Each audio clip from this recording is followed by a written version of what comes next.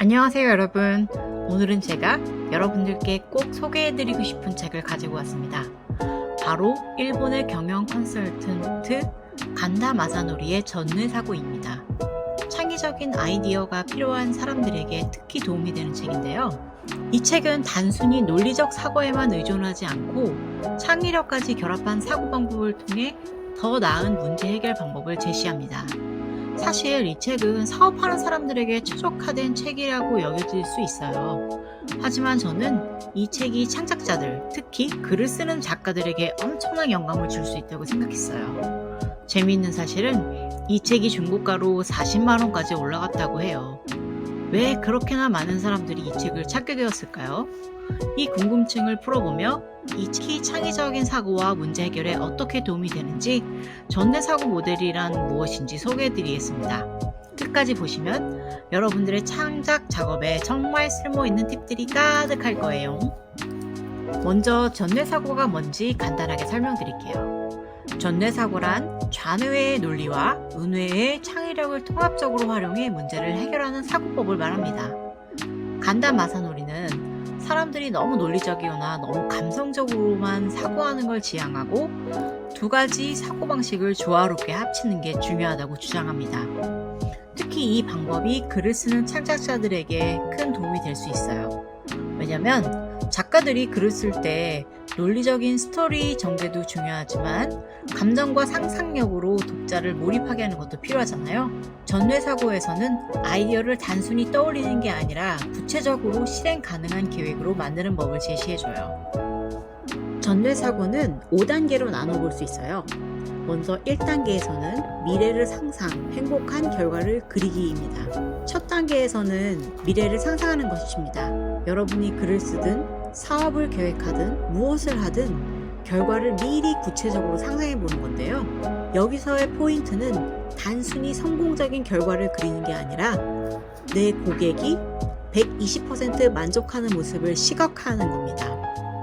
독자가 책을 읽고 내 인생이 달라졌어! 라고 감동하는 장면을 그려보세요.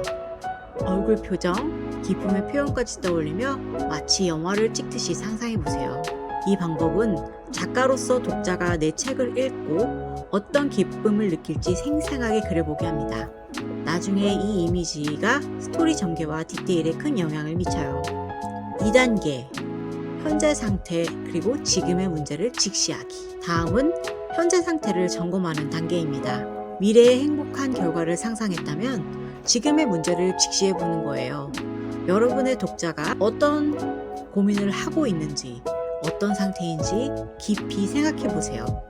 독자가 현재 마주하고 있는 문제를 정확히 이해하면 그 문제를 해결하는 과정이 설득력 있게 전개될 수 있습니다. 예를 들어 독자가 지금 당장 스트레스가 쌓여 있거나 성장에 대한 불안감에 빠져 있다면 그 문제를 해결해줄 글을 쓰는 게 목표가 될 수 있겠죠. 3단계, 클라이맥스 설정, 변화의 순간 상상하기. 세 번째 단계는 클라이맥스입니다. 현재의 문제를 해결해가면서 독자가 어떤 변화를 경험할지 그 전환의 순간을 상상하는 거예요. 이 클라이맥스에는 단순히 스토리의 하이라이트가 아니라 독자가 아하! 하고 깨달음을 얻는 중요한 포인트입니다. 상상해보세요. 주인공이 큰 어려움을 극복하고 마침내 문제의 답을 찾아내는 장면을요. 이 아하 모먼트가 생생할수록 독자의 몰입감도 커지게 되겠죠. 4단계, 깨달음의 스텝, 발전 과정 설정하기. 자, 이제 깨달음의 과정을 그려볼 차례입니다. 미래의 목표에 도달하기 위해 필요한 작은 스텝들을 설정하는 거예요. 간다 마사노리는 사람들에게 성공을 향해 직선으로 가는 것이 아니라 곡선으로 오르락내리락 하며 나아간다고 말해요. 따라서 깨달음의 스텝을 작게 쪼개서 설정해두는 것이 중요합니다. 예를 들어 글을 쓰면서 독자가 여러 시행착오를 겪으며 자기 발전을 이룰 수 있도록 독려하는 과정을 넣어보세요. 작은 목표와 성취감을 느끼게 하는 과정이 이야기 속에 반영될 수 있습니다. 2단계, 오프닝과 엔딩의 대조, 강렬한 시작과 감동적인 마무리. 마지막 단계는 오프닝과 클라이맥스의 대조입니다. 영화를 볼 때 처음에는 주인공이 아주 힘든 상황에 있지만 끝에 가서 완전히 다른 성공적인 모습으로 변화하는 장면을 자주 보잖아요. 이처럼 이야기의 시작과 끝을 강렬하게 대비시키면 독자에게 큰 인상을 남길 수 있습니다. 예를 들어 처음에는 어려움에 있는 주인공을 보여주고 마지막에 큰 깨달음을 얻어 성장한 주인공의 모습으로 마무리해 보세요. 이러한 구성이 독자에게 큰 감동을 주고 이야기를 기억에 남게 합니다. 이렇게 전뇌사고 5단계를 통해 여러분은 문제를 더 입체적으로 바라볼 수 있게 됩니다. 단순히 논리적인 해결이 아니라 감정적으로도 몰입할 수 있는 해결책을 찾게 되죠.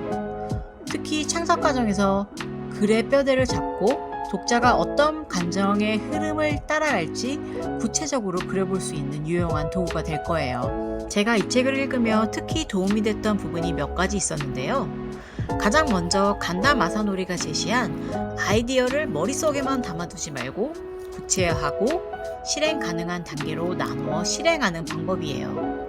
제가 이 방법을 실제로 적용해 봤더니 예를 들어 새로운 이야기를 구상할 때 큰 플롯을 잡은 다음에 세부적인 사건이나 인물 설정으로 쪼개서 나갔더니 훨씬 명확해지더라고요.